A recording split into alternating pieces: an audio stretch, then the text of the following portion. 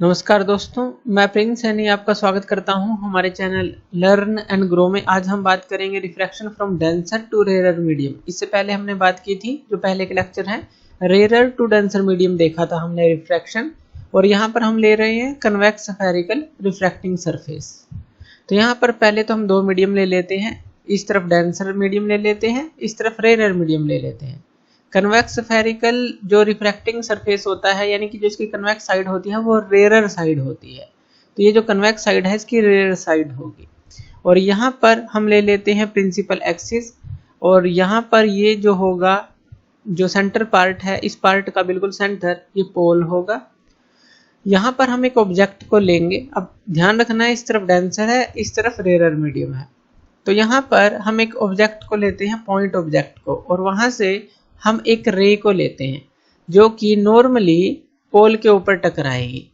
जब ये पोल के ऊपर टकराएगी तो ये अनडेविएटेड ही आगे चली जाएगी, क्योंकि ये नॉर्मली टकराई है तो अनडेविएटेड ये आगे चली गई। उसके बाद ये जो पॉइंट ऑब्जेक्ट O है, यहाँ से एक और रे लेते हैं किसी एंगल पर। मान लेते हैं ये हमने ले ली है अल्फा एंगल के ऊपर, और यहाँ पर ये इस A पॉइंट से टकराई। अब जब डेंसर टू रेयर मीडियम जाती है कोई भी रे, तो वो क्या करती है, अवे फ्रॉम द नॉर्मल जाती है। तो यहाँ पर ये अवे फ्रॉम द नॉर्मल जो है, ये नॉर्मल है, और away from the normal bend होगी, और जाकर ये मिलेगी इस पॉइंट पर। यहाँ पर मिलेगी इमेज, इसको हम आई बोल देते हैं। तो यहाँ पर रियल इमेज मिली हमें। यहाँ पर ये जो होगा सी होगा, और यहाँ पर ये नॉर्मल है, यानी कि ये सेंटर ऑफ कर्वेचर हो गया। जहाँ पर आप जहाँ से लाइन लेंगे तो नॉर्मली होता है इस जो रिफ्रैक्टिव सरफेस के ऊपर। तो ये जो है नॉर्मल है, तो CAN जो है एक नॉर्मल है, और C क्या है, सेंटर ऑफ कर्वेचर है। तो ये हमें इमेज मिली। A से हम क्या करते हैं, एक परपेंडिकुलर गिरा लेते हैं। ये एंगल अल्फा मान लिया, जैसे जो इस रे और इस रे के बीच में अल्फा था। तो यहाँ पर जो इमेज बनी है, यहाँ पर हम मान लेते हैं ये बीटा है, और यहाँ पर हम एंगल मान लेते हैं कि ये गामा एंगल है। उसके बाद यहाँ पर देखिए, लिख लेते हैं ये M पॉइंट है। यहाँ पर इंसिडेंट एंगल को ले लेते हैं, ये है I, और रिफ्रैक्टेड एंगल को ले लेते हैं, ये है R। तो ये इंसिडेंट एंगल हो गया, ये रिफ्रैक्टेड एंगल हो गया। उसके बाद यहाँ पर अगर हम एक ट्रायंगल लें, जो ट्रायंगुलर प्रॉपर्टी हम यूज करते हैं, एक ट्रायंगल लें AOC। तो यहाँ पर ये ट्रायंगल ले लेते हैं AOC। यहाँ पर जो इंटरनल एंगल है अल्फा प्लस आई, ये किसके बराबर होगा, जो एक्सटर्नल एंगल है गामा, इसके बराबर होगा, इन दोनों का जोड़।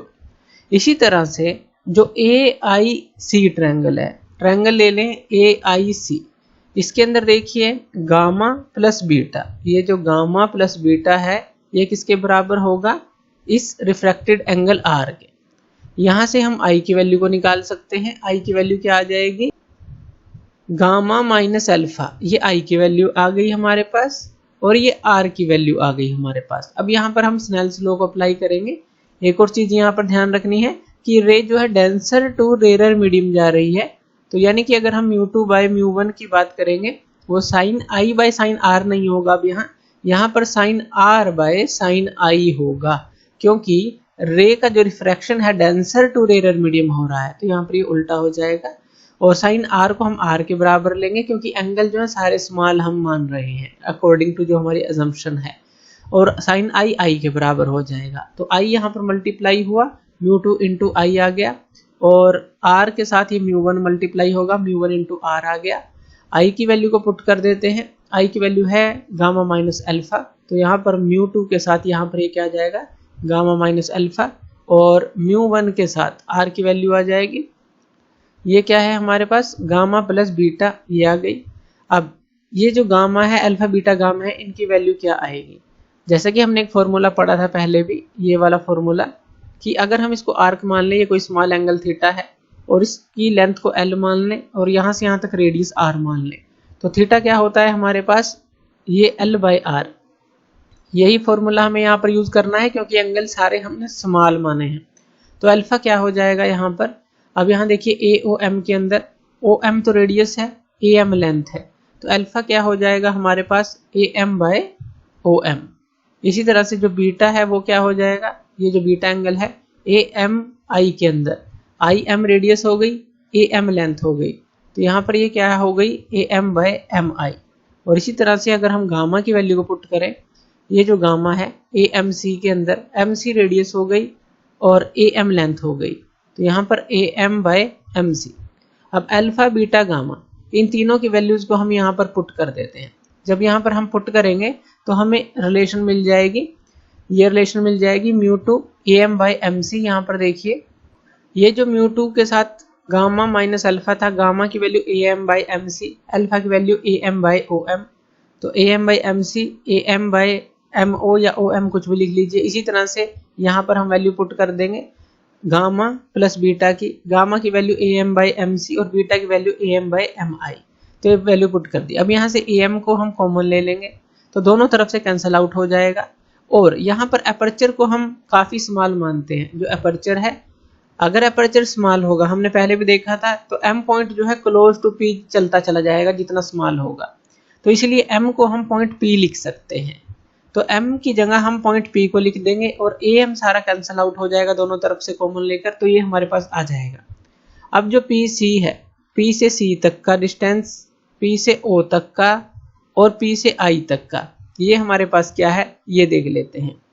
P से C तक का डिस्टेंस यानी कि P से C यानी कि सेंटर ऑफ कर्वेचर तक का जो डिस्टेंस होता है पोल से, इसको हम क्या बोलते हैं रेडियस ऑफ कर्वेचर, ये आ गया।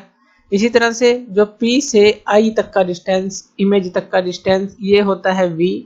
और इसी तरह से P से O तक का डिस्टेंस अगर हम ले यानी कि ऑब्जेक्ट तक का डिस्टेंस ले, तो ये हमारे पास क्या होता है, ये होता है U। अब देखिए इंसिडेंट रे की डायरेक्शन में होगा, जैसे V पोल से राइट की तरफ है और रे भी जो है राइट की तरफ जा रही है, तो ये पॉजिटिव होगा, बाकी ये दोनों नेगेटिव होंगे। तो ये हमने पहले डिस्कस किया ही था। तो यहाँ पर जो इमेज तक का डिस्टेंस है वो तो पॉजिटिव होगा, ऑब्जेक्ट तक का ये नेगेटिव, और ये जो रेडियस ऑफ कर्वेचर है ये भी नेगेटिव। यहाँ पर वैल्यू को पुट कर देते हैं, ये जो वैल्यू है, तो यहाँ पर ये क्या जाएगा μ2 1/PC, PC यानी कि माइनस का R, ये हमने पुट कर दिया माइनस PO की जगह ऑब्जेक्ट तक का डिस्टेंस ये क्या है माइनस का U।